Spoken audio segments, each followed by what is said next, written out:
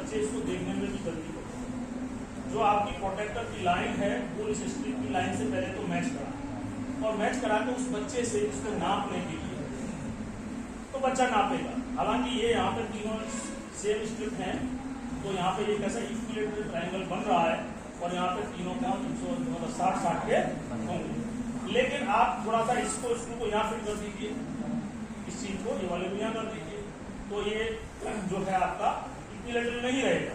फिर उस बच्चे से कहिए कि बेटा आप इनको नापिए और एक कॉपी पे लीजिए। मान लो एक बच्चे ने ये आपका 80 नापा और ये 40 नापा, 80 और 40 कितना हुआ 120 और फिर ये भी नाप लो, तीनों नंबर का उसको टोटल करवाओ बच्चे से टोटल करवाइए। तो अगर उसने सही नापा होगा तो निश्चित रूप से 180 डिग्री आएगा। लेकिन बच्चे हैं मानवीय भूल करते हैं, आप और हम कर जाते हैं, 2-4 डिग्री अगर नापने में वो गलती करते हैं। बच्चों को समझाइए कि बेटा आपने नापने में नहीं गलती की, त्रुटि है, लेकिन वो 180 डिग्री। आप ऐसे कम से कम 4-5 बार जब तक बच्चा आपका न समझ पाए और उसके बाद उस बच्चे को घर पे कहिए कि आप तमाम त्रिभुज बना लेना अपनी मर्जी से और प्रोटेक्टर से अलग अलग नाप के और उनका टोटल करके लाना। यदि किसी भी बच्चे का 180 से ज्यादा है या 180 से कम आए तो मुझे बताओ। तो अगर एक आध कोई ऐसा बच्चा आ भी जाता है क्योंकि कोई 2-4 डिग्री आगे पीछे कर लेता है तो उसको आप सहज तरीके से समझा सकते हैं कि 180 डिग्री ही होता है, यह आपकी मानवीय त्रुटि है। अभी छोटे बच्चे हो और आपने इसको पेंसिल की नोक या आप उसको खुद अपने आगे नपवा करके उसको दिखा दीजिए तो उसकी जो गलत फहमी है वो। अब बात आती है देखिए क्षेत्रफल, त्रिभुज के कोणों तक की बात हो गई।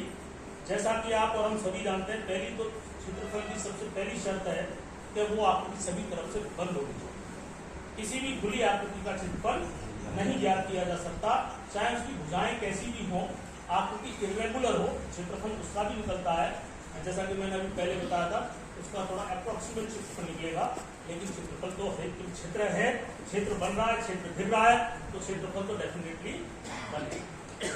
अब सबसे पहले क्षेत्रफल पे जाने से पहले उसकी एक एक चीज क्लियर कीजिए, क्षेत्रफल है तो बच्चे को बताइए कि ये जो है जो स्ट्रिप्स दिख रही है वो ट्रायंगल है और इसके बीच का जो ये है ये चित्र। इसमें जो भी आप मान लो ये खेत है, खेत की मेड़ है, खेत की मेड़ जो है मेड़ है अगर वो आपकी ट्रायंगुलर को इंगित करती है और उन मेड़ से घिरा हुआ जो भी क्षेत्र बन रहा है वो आपका क्षेत्र।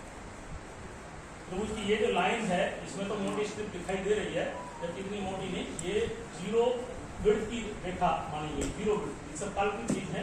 0 विड्थ की लाइन से जो बनता है वो ट्रायंगल है, लेकिन बच्चों को समझाने के लिए इसको हमने स्ट्रिप का प्रयोग किया। अब आइए क्षेत्रफल की मात्रा, वर्ग मीटर, वर्ग सेंटीमीटर, ऐसा क्यों, वर्ग ही क्यों है? 2D है, ठीक है। मैडम का प्रश्न मतलब आंसर बिल्कुल सही है कि वो 2D है, क्योंकि जितनी भी हमारी 2D आकृतियां हैं उनको दर्शाने के लिए, उनको प्रेजेंट करने के लिए हमें 2 विमाओं की जरूरत होती है। चाहे वो मतलब लंबाई चौड़ाई ही होगी, क्योंकि ऊंचाई हो जाएगी तो 3D हो जाएगी, वो 2 विमाओं की जरूरत पड़ती है जिसे हम कहते हैं लंबाई या चौड़ाई। अब बच्चा फिर भी कहता है कि वर्ग, तो उस वर्ग को देखिए, वर्ग में हमारे मैथ्स में 3-4 चीजें हैं वर्ग में। पहले वर्ग आइए हमारा न्यूमेरिकल वर्ग पे आइए। न्यूमेरिकल वर्ग क्या होता है? 2 into 2, 3 into 3, 5 into 5, इसी को तो बोलते हैं 5 का वर्ग, 3 का वर्ग। देखिए एक दूसरे से लिंक है। हमारा एल्जेब्रिक वर्ग 5 का स्क्वायर, उसको हम ज्योमेट्री से ले जाएं तो 5, 5, 5 और 5, ये तो वर्ग हुआ 5 into 5। 5 स्क्वायर जो है, जो न्यूमेरिकल में वर्ग स्क्वायर बोलते हैं, वो वर्ग 5 into 5 25 लिखा, वहां केवल 25 लिखा, तो वो न्यूमेरिकल वर्ग की बात हुई। अब उस न्यूमेरिकल वर्ग को हम ज्योमेट्री में ले जाते हैं तो वहां पे एक स्क्वायर यानी कि 5 भुजा वाला एक वर्ग 5 into 5 to 5 स्क्वायर जो न्यूमेरिकल में है, वो ज्योमेट्री में हमारा कहीं ना कहीं 5 भुजा वाला एक वर्ग बनता है।